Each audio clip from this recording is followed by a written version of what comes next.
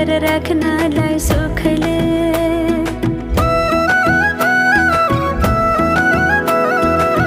कति गरौँ तिम्रोमा बयान, गर्देऊ अब बेलैमा कल्याण।